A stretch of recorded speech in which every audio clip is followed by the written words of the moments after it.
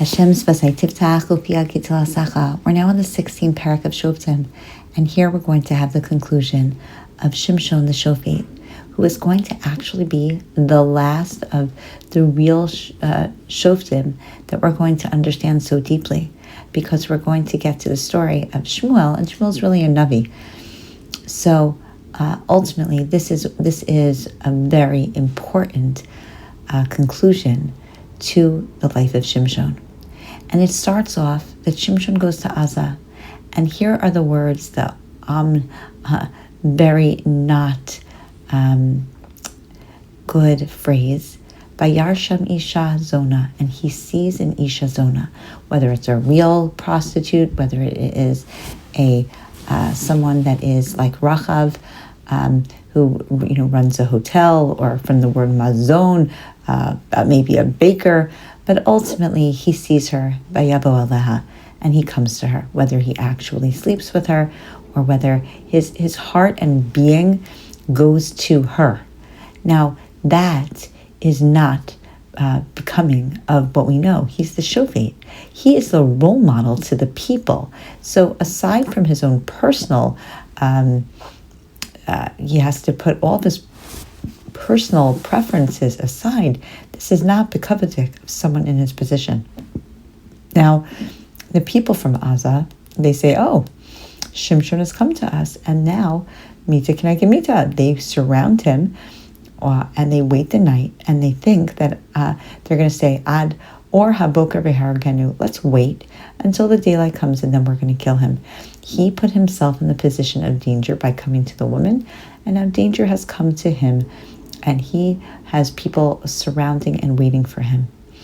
And that's what he does. Vayishkav Shimshon ad chatzi halayla. So Shimshon sleeps until the chatzi halayla. And that is perhaps an indication that we still have a tzaddik on our hands. Chatzi halayla, the middle of the night, akam lahodos. It is a time, an auspicious time for davening. It is a time where Hashem makes miracles. It is the time where Hashem has saved the Bnei Israel. That is an auspicious time, and he knows it, which means he really is our Shimshon. So there's something going on here. Perhaps he has a plan, because he recognizes, wait a second, the Bnei Israel are still at the mercy of the Plishtim. I can't have this. There's got to be more that I can do. And if we want to judge him favorably, then there's room to suggest that he really is doing this all for Hashem's sake and for the Bnei Israel's sake.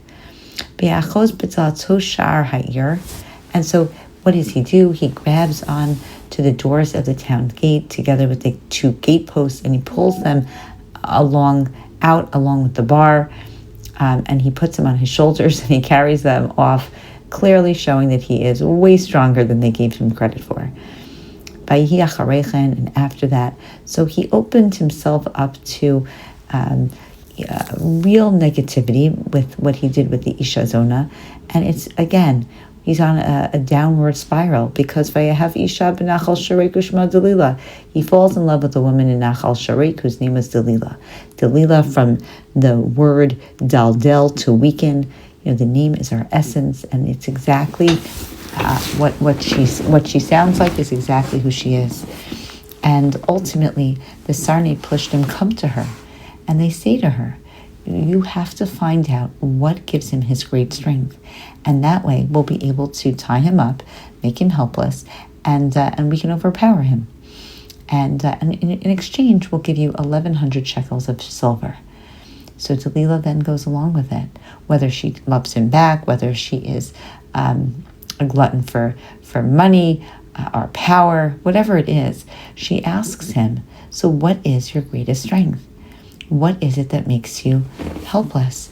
And he first starts, the first one he says, oh, if I were tied up with 7 fresh ropes that had never been tried. So he doesn't tell her, I'm not telling you, and he doesn't tell her everything. He tells her half-truths, things that, make somewhat sense. He's kind of pulling her along.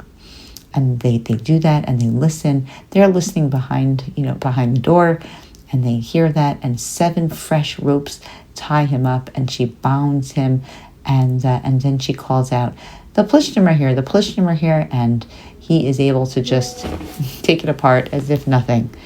And so, they don't understand his strength. And Delilah says to Shimshon, how could you do this? How could you lie to me? How could you tell me? Now, tell me, what is it but meta asar? What is it that is going to tie you up? And he says again, okay, if I were to be bound with new ropes, I would just be a regular, ordinary man. So she takes new ropes. And again, the people are behind the door, the Plishtim, the Sarnei Plishtim, and she says, okay, the Plishtim are here, the Plishtim are here. And again, he just tears off it's as though nothing ever happened. Now, one would think that he would recognize, oh my gosh, she's totally deceiving me. And because she keeps on saying, oh, you're deceiving me. Shimshon, you're a bright guy. And we have an understanding that Esahu Gibor, he's called Shimshon HaGibor.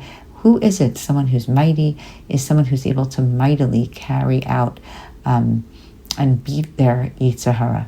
So all of their temptations. So clearly on the outside, he is very strong. And even in his love for Hashem and the Bnei Yisrael, very strong. But his Yetzer Hara, that temptation, is certainly stronger and more powerful than one could imagine. Now that's exactly what she says. He says is that if you weave, you put a braid of 7 locks on my head, then into the web. That's what so she does that. She pins it with a peg, and she cries to him, "Oh, Shimshon, again! Get up! The Plishtim are here." And he gets up from his sleep. He pulls out the peg and the loom and the web and everything that she tied into his head. It's all very easily taken apart. And she says, Ach tomar ahavtich, you said you loved me. V'libecha ein iti, but you're not confiding in me. Your heart isn't with me. Shalosh pa'amim hitalta bi, 3 times you tricked me. Below higad tali b'makocha gadol, and you haven't told me what makes you so strong. Perhaps these are a little bit of, just little hints to the Bnei Yisrael. You said you loved me, but your heart isn't with it. 3 times a year you're supposed to come up to Aliyah Regel, and you've deceived me. You're not doing it l'shem shamayim. Remember, Shimshon is there as a representation of the Bnei Yisrael and the relationship that Hashem is just really upset with him, and really upset with the Bnei Yisrael for what they're not doing. They're not giving Hashem their hearts, and that is something that is recognized in this story. After she nags him and nags him and nags him, finally, Batiksar nafsho lamos, he feels like he wants to die. Now, that idea of Batiksar nafsho lamos is the same kind of mention that we've mentioned when it comes to the Bnei Yisrael and their relationship with us and Hashem. How frustrated he is with us. Like, oh my goodness. So she is very frustrated. And so finally, she frustrates him so much, and he just he can't do it anymore. And so he tells her, "Vayeged la es kol libo," and he tells her everything in his heart. And Vayomer la morelo ala roshi, wrote, I can't cut my hair. Ki nazir Elokim ani, because I am a nazir Elokim. Now he uses the word Elokim, and so for that reason, it's much more substantial this time than any of the other little half-truths that he told. From me beten imi, and he also mentions his mother's name. So it's the mere mention of Elokim and imi suggests that this is going to be the real thing. And so if my hair is cut, my strength leaves me, and I will be kachol ha'adam, just like everybody. It's an adam, not an ish. Why is that? Because adam mele elyon, adam is a high level, suggesting that I want to be just like Hashem. So here, I'm just going to be just like regular mankind. And Delilah really recognizes both that he used Hashem's name and the earnest way in which he's speaking. And she tells them.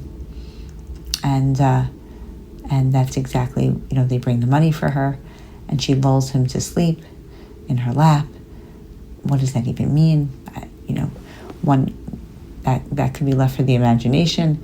And then she calls in someone else to cut off the locks of his hair, and that weakens him and makes him helpless. But Yasar Kochom Elav, that's it.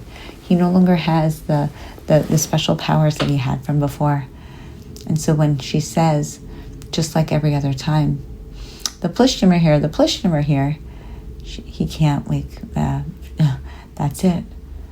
Below Yada ki Hashem sar me'alav. And he didn't realize that this was going to happen. He didn't know that Hashem was going to leave him, but he does. Hashem leaves Shimshon. Now, I don't know why he doesn't think that. He knows he's a Nazir. That's his superpower. It kind of gave him kryptonite, so why wouldn't he guess it? But that's the Yetzer Hara. The Yetzer Hara says, just a little bit, it's not going to hurt. It'll be okay. We'll get away with it. It's totally fine. You're a good person anyway. It's okay. And so ultimately, it wasn't okay. And that's it. Hashem doesn't have him at his back. And when that happens, the Plishtim come, they take him. And midah keneged midah, measure for measure. Vayin karu es einav, they poke out his eyes. And they bring him to Aza. Vaya asruha b'nuchashtayim, and they shackle him. And he becomes a slave in the prison. So they're trying to take away all of his power. And that's exactly what happens. He's in the lowest point. He doesn't have his eyes. They've taken it all away from him. He doesn't have the capability to be strong, and he's all alone because he recognizes that Hashem left him. Hashem did not help him. But that recognition, remember, he is like the microcosm of the Bnei Israel who are not doing well and who are then being treated by the Plishtim as, they've seized us, they've taken over. But at the same time, Vayachal Sar Rosho, his hair is starting to grow back. What does that even mean? Now, he's not getting his strength back, but he's getting his hair back, which means that there is growth. Every time that we do something wrong and Hashem is angry or Hashem, wants to separate himself, we have the recognition we can always grow back. We can always do tshuva. And Hashem might not give us back exactly, because we don't deserve it. But we always have a grow back. We always have the capability to do more, to be more, to be forgiven. And so that's what happens, which perhaps fuels his neshama to know, I'm growing back. Hashem has not left me completely. And so that's the first sign. Now the heads of the Plishtim, they gather. Now they're very happy. They're very, very appreciative of their god, Dagon. And they make a big party. Oh my goodness, Dagon, you were able, it's such a chil Hashem, you were able to help us to capture our enemy Shimshon. And it is all because of you, Dagon. Natan Eloheinu biyadinu. Our God, one, your God. I don't know, Shimshon. I think he has left the building. And Vayiru'o Soha'am, again, the imagery of seeing. Vayihalu es Elohim, they are happy as can be. They see what they want to see. And they keep on going that their God was able to, to take over. And they were able to get the enemy who had killed so many of them. And it is such a chol Hashem. And Shimshon, he cries out to Hashem. Well, first, they ask him to dance, and he's made into literally an embarrassment. And they put him between the pillars. And, he is filled with embarrassment, and he is definitely being embarrassed, Barabim. And so he says to the boy who's leading him by hand, just let go of me. Can I just I have to rest on the pillars. Can I just lean on them? And this story goes that their temple was filled with men and women. All of the important people were there. 3,000 men and women, all washing Shimshon downs. And not bekavadik of a shofet of Yisrael, of a Besra mention. And he really has it very difficult. And he cries out to Hashem, Zachreinina, remember me, Hashem. Remember what you promised my father and mother, that I was going to be the Moshiach. Chazkenina, give me strength. Just apam, achapam, I said, just one time, please.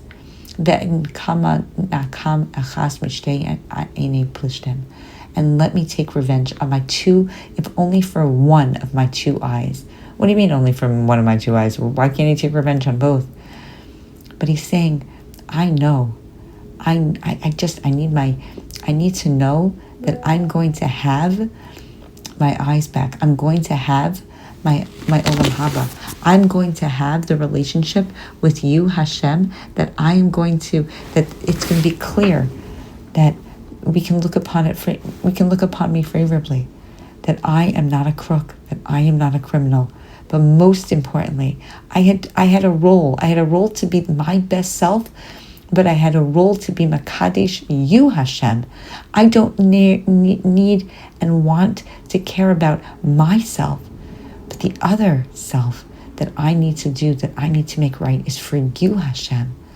And he's really sacrificing, and he's calling it out. He's saying, I just want to do for you, Hashem. And now he's going to do something that perhaps, again, he's an enigmatic figure. We don't fully understand how and why and whether he does right, doesn't right. It's so controversial. But he takes the pillars that he's resting, one with his right arm, one with his left arm, and he cries out, Tamotz nafshi im plishtim. Let me die with the plishtim. And that's what happens. He pulls all of his might, and he has that superhuman strength, and the entire temple comes crashing down, and everybody dies, including himself. And he killed more people then than he had his whole life, meaning he was able to fulfill his destiny, whether it was a destiny that we can fully understand, but he was able to do what he had wanted to do. He was able to help his people. He was able to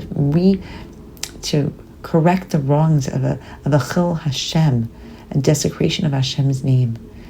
And what happens is they find his body and they bring it and they bury it. That by itself is a miracle, perhaps suggesting that Hashem is in agreement, perhaps suggesting, no one is holding that part against him.